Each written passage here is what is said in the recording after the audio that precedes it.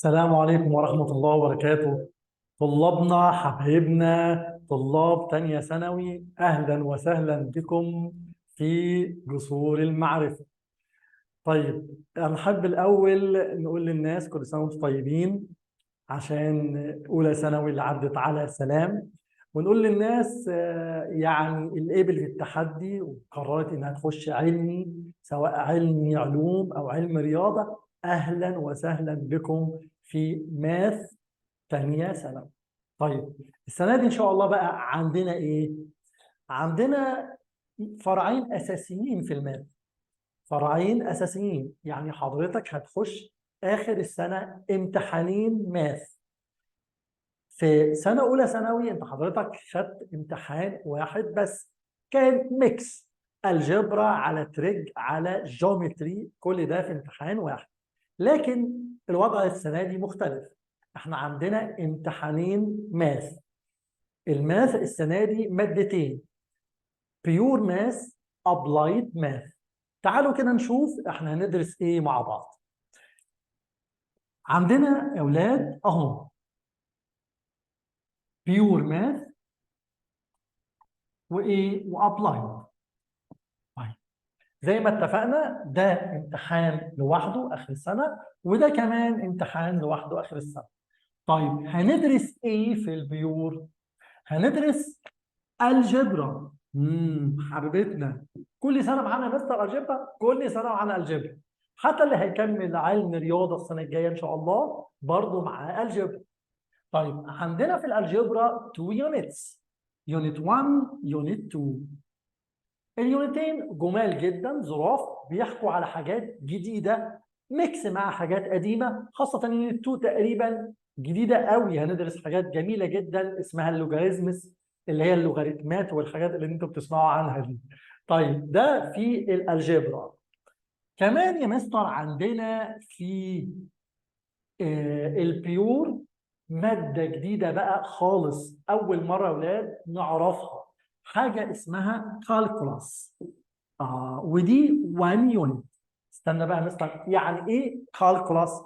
طيب كالكولاس يا اولاد اختصار، اسم طويل شويه اسمه ايه؟ differential calculus and integration، يعني حساب التفاضل والتكامل. انما طبعا مش معقوله احنا هنقعد نقول differential calculus and integration خلاص بنقول عليه calculus. يبقى الكالكولاس ده يا مستر اللي هو التفاضل والتكامل، ايوه اللي انت بتسمع عنه ده كده في الجرايد وبتاع في ثالثه سنه ثالثه سنه. التفاضل والتكامل هتدرس السنه دي او هندرس السنه دي بدائيات التفاضل والتكامل. عندنا يونت واحده في الفيرست تيرم، وعندنا كمان يونت في السكند تيرم، ان شاء الله تعجبكم جدا جدا جدا ان شاء الله تعالى. وتعرف ان كل اللي بيتقال ده على حاجات انت ما تعرفهاش ممكن ما يبقاش صح، وان التفاضل من اجمل فروع الماث للناس اللي بتحب الماث، اللي اعتقد يعني ان كلكم ان شاء الله منهم. طيب اذا عندنا الجبرا 2 يونتس، عندنا يونت واحده كالكولاس، كمان يا مستر عندنا في البيور يونت كمان تريج. وكل ده كل ده الحقيقه الكورس ممتع جدا، بس طويل سنه يعني، بس هو ممتع جدا. طيب يبقى عندنا يونتين الجبرا، يونت واحده بس كالكولاس، ويونت تريج. حتى اليونت تريج مش كبيره شويه. طيب ده فرع كامل اللي هو هنمتحن فيه اخر السنه امتحان واحد، وبرضه زي ما حصل في اولى ثانوي هيبقى ميكس الجبرا على كالكولاس على تريج، كل ده مستر فيه امتحان واحد بس. طيب تاني فرع عندنا فرع مستقل لوحده، الابلايد. ابلايد ماث، يعني الرياضيات التطبيقيه، وده بقى اللي ناس كتير جدا منتظراه، وده اللي الناس عملته. قالوا يا جماعه الناس بتوع التعليم قالوا يا جماعه لازم نوري الناس بتوع علم علوم، في ناس منهم حابه يخشوا علم رياضه لكن خايف شويه بيسمع ان في حاجه اسمها ميكانيكس اللي هي الميكانيكا، ومش عارف دي شكلها عامل ازاي. فالناس بقى مشكورين جدا هيعرفوك وانت في ثانيه ثانوي شكل الميكانيكس دي ايه في الفرع ده اللي هو الابلايد. طيب ايه بقى يا مستر الميكانيكس دي؟ الميكانيكس اللي هو علم الميكانيكا. طيب علم الميكانيكا او الميكانيكس ده يا اولاد فرعين اساسيين، فرعين اساسيين، statics وداينامكس.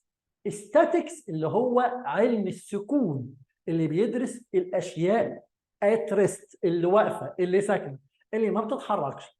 اما الفرع الثاني اللي هو الداينامكس ده اللي هو اشبه ما يكون من الفيزيكس. داينامكس اسمه علم الديناميكا. فاهمه ازاي؟ فاهمين ازاي يا اولاد؟ اللي هو زي ما قلت لكم اقرب ما يكون للفيزيكس. اذا احنا عندنا الميكانيكس فرعين، statics وايه؟ وداينامكس. لازم تفهم ان الاستاتكس غير الاستاتستكس. statistics ده قصه ثانيه. statistics اللي هي علم الاحصاء اللي كنا بناخده في بريب 3 وبريب 2 كده، اللي هو بقى المين والمود والميديان، ده قصه ثانيه. انما statics علم السكون. طيب احنا هنعمل ايه في الابلايد يا اولاد؟ عندنا في الفيرست تيرم يونت كامله بتتكلم على الاستاتكس، اما في السكند تيرم عندنا يونت كامله بتتكلم على الداينامكس. ليه هم عاملين كده؟ للكلام اللي انا قلته من شويه، عشان حضرتك اذا حابب تكمل علم رياضه وخايف شويه، ده بسمع ان في حاجه اسمها ميكانيكس، يا ترى الميكانيكس دي عامله ازاي؟ اهو يا عم انت هتعرف الترم الاول الاستاتكس عامله ازاي، في الترم الثاني هتعرف الداينامكس عامله ازاي. عجبتك وحبيت تكرر وتقبل التحدي وتكمل في علم رياضه، مفيش مشاكل. لا والله انا شفتها كده من بعيد لبعيد وحلوه قوي، كفايه قوي عليا اليونت ديت بتاع الثانيه وخلاص كده انت من طريق وانا من طريق وهكمل علم علوم، تبقى برضو انت شفت انت هتدرس ايه. تمام يا شباب؟ تمام. اذا عندنا في الفيرست تيرم يونت واحده بس بتتكلم على مين؟ على الاستاتكس. طيب وايه كمان؟ وعندنا يونت ثانيه فيها شويه جيومتري، لكن يعني مش الجيومتري اللي احنا متعودين عليها، دي شويه سوليد، هتتكلم على البيراميد والكون والبريزم والفوليوم الاريا بتاعتهم.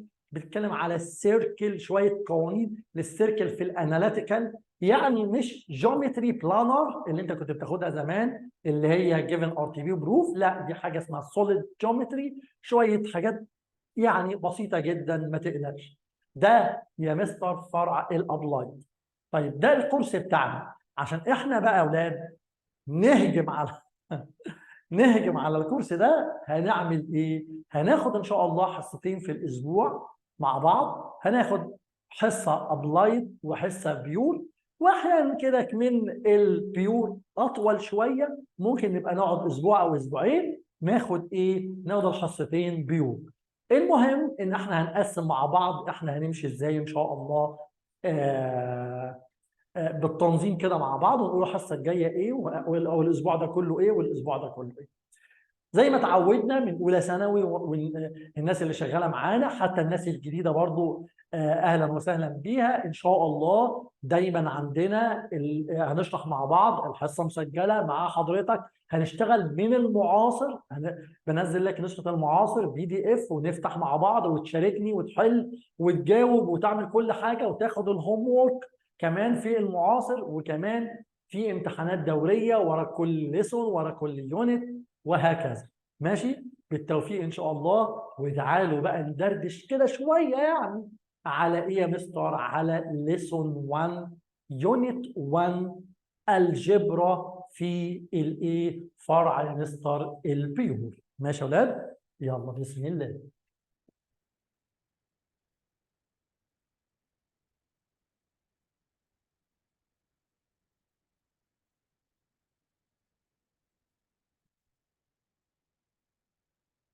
زي ما اتفقنا مع بعض الجبرا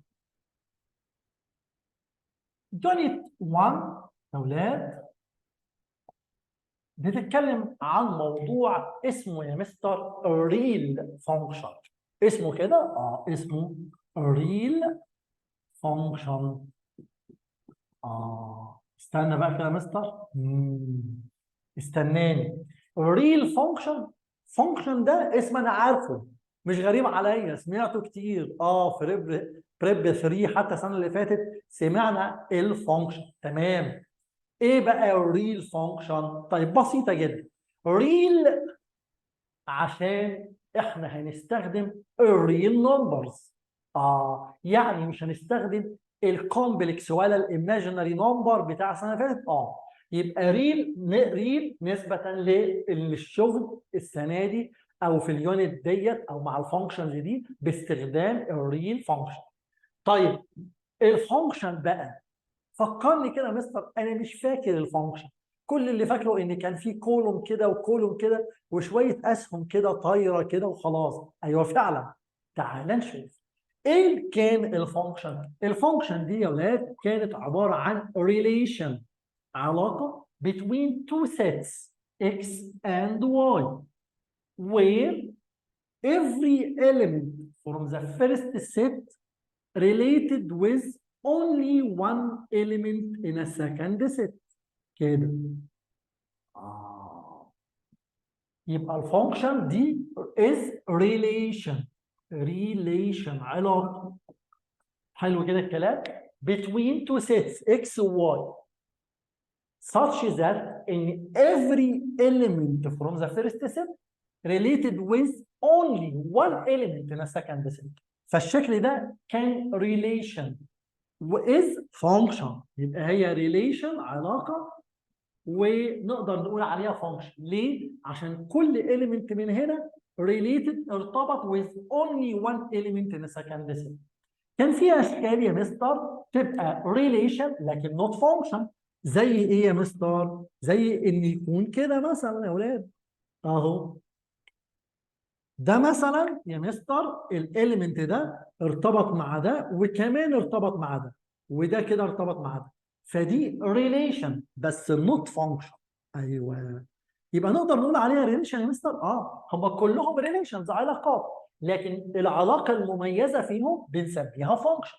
ايه التمييز يا مستر؟ التمييز ان كل واحد من هنا ريليتد ارتبط بعنصر واحد بس من السكند سيت، فدي نسميها فانكشن. دي ريليشن علاقه بس مش فانكشن. كمان يا اولاد لما يكون عندي كده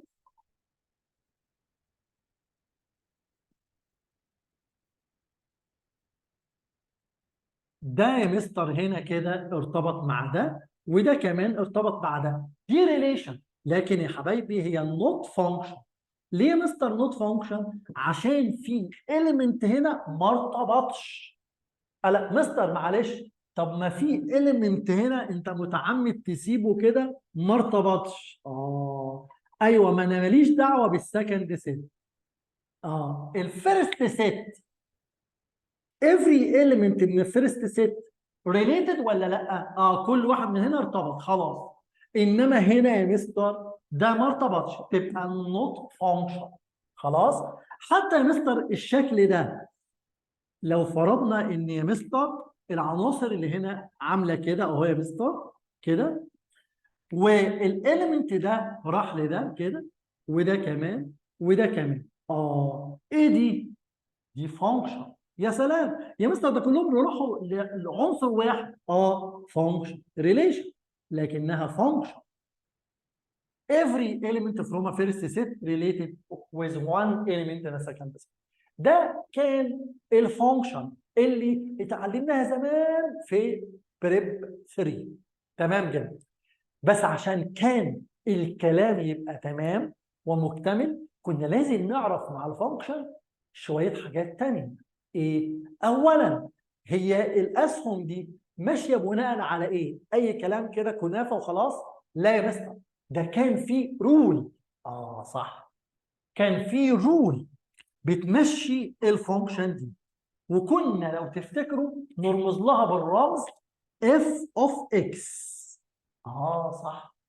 والرول بقى كل فانكشن حسب ظروفها. واحده اكس سكوير يبقى معناه اني همسك العدد اعمل له سكوير. واحده اكس بلس 5 يبقى امسك النمبر ازود عليه 5. واحده اكس ديفايدد 2 يبقى امسك الرقم اعمله ديفايدد 2 روت اكس ساين اكس وهكذا انواع من الفانكشن. تمام.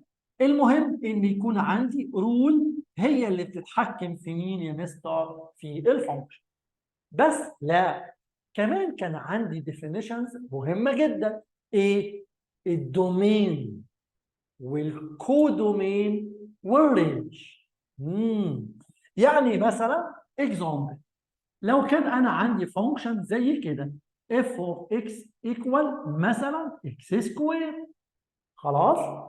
طيب وكان الفيرست سيت عباره عن عناصر زي كده 1 2 3 وسكند سيت عباره عن 1 4 6 9. تمام كده الكلام.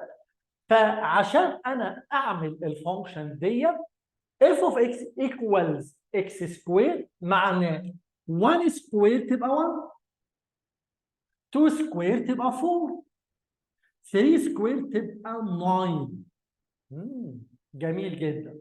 طيب الشكل اللي احنا شايفينه ده كان فيه حاجه يا مستر اسمها دومين وفي كودومين. كمان يا ولاد كان في حاجه اسمها رينج. ايه الدومين يا مستر؟ الدومين يا مستر هي عناصر الفيرست سيت اللي هي ايه؟ اللي هي 1 2 3. تمام. والكودومين هي عناصر السكند سيت اللي هي مين بقى؟ اللي هي 1 4 6 9. امال الرينج بقى؟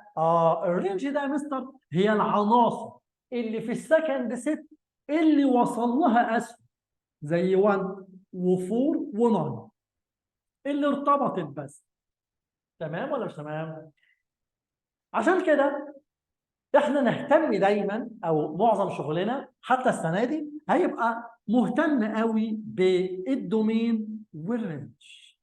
الحقيقه الكودومين مش هنهتم بيه قوي لان انا يهمني مين عمل ريليشن مع مين، مين ارتبط مع مين، مين اللي راح فين. اصل هو هيبقى مثلا سؤال